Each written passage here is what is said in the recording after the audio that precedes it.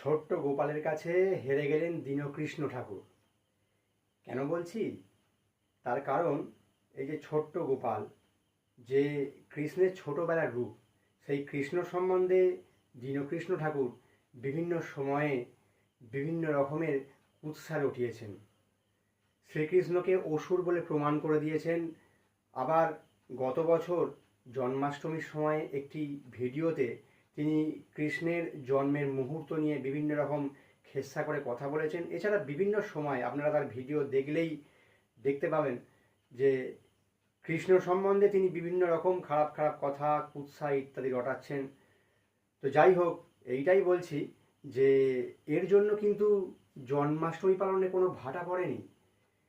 দেখলাম বা আপনারাও হয়তো দেখেছেন যে দোকানে দোকানে যেখানে শ্রীকৃষ্ণের বা গোপালের জামা কাপড় কিনতে পাওয়া যায়, যেখানে তার খাবার কিনতে পাওয়া যায়, বা জন্মাষ্টমীর পুজোতে গোপালের পুজোতে যা কিছু লাগে, সেই সব দোকানেতে উপচে পড়া ভিড় জন্মাষ্টমীর আগে বা জন্মাষ্টমীর দিন।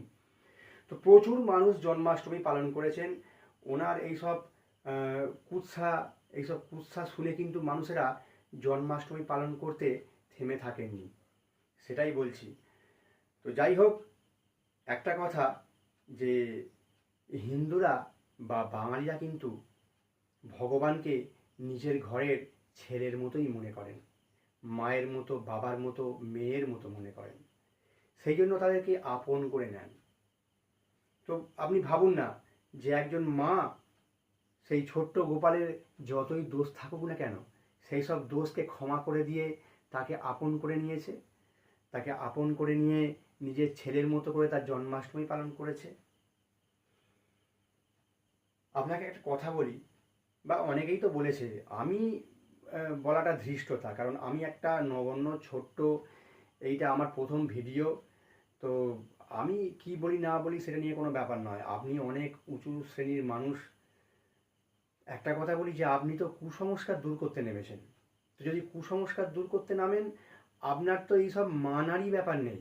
আপনি তো সব কিছু গাল গল্প বলে মনে করেন, এই যে কৃষ্ণের জন্মই বলুন বা যা কিছু ঘটনা। তাহলে যদি এগুলো গাল গল্প বা অবিশ্বাস্য ঘটনাই হয়, তাহলে তো যেগুলো খারাপ লেখা আছে, যেগুলো খারাপ বলা আছে, সেগুলোও তো গাল গল্প, সেগুলোও তো কেউ বানিয়ে লিখেছে।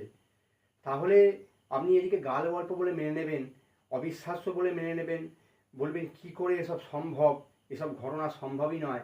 আবার এদিকে খারাপগুলোকে বলবেন যে হ্যাঁ, এটা উনি খারাপ, এটা উনি খারাপ। বিভিন্ন সভায় গিয়ে কোনো সভায় গাল গল্প বলবেন, আবার কোনো সভায় গিয়ে বলবেন যে উনি খারাপ। তাহলে এ তো দুরকম ব্যাপার হয়ে গেল। আপনি খারাপগুলোকে গ্রহণ করে খারাপ বলছেন, আবার গল্পটাকেই বলছেন গাল গল্প। তাহলে তাহলে এ আবার কেমন কুসংস্কার দূরীকরণ হলো? তাহলে তো সবই মেনে নেওয়া হলো। খারাপটা মেনে নেওয়া মানে তো গাল গল্পটাকে মেনে নেওয়া হলো। তাহলে তো কুসংস্কার দূর হলো না।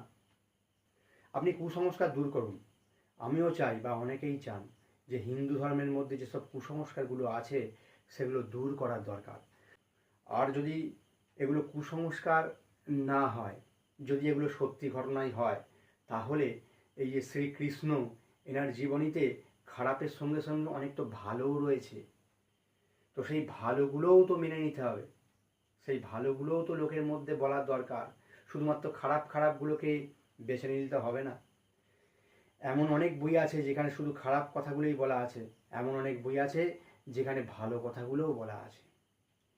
আপনি যখন আজ 50 বছর পরে আপনার সম্বন্ধে যারা আপনাকে ভালোবাসে তারা ভালো কথাই লিখবে, আর যারা আপনাকে পছন্দ করে না তারা খারাপ কথা লিখবে।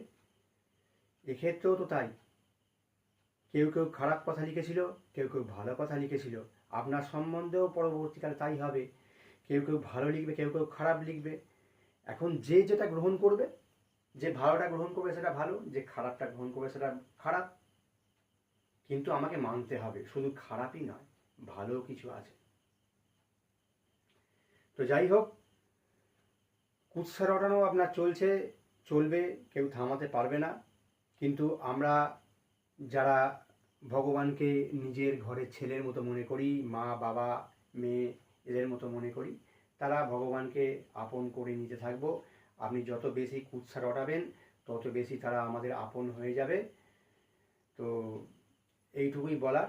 আর কিছু বলার নেই। জয় শ্রীকৃষ্ণ, জয় গোপাল।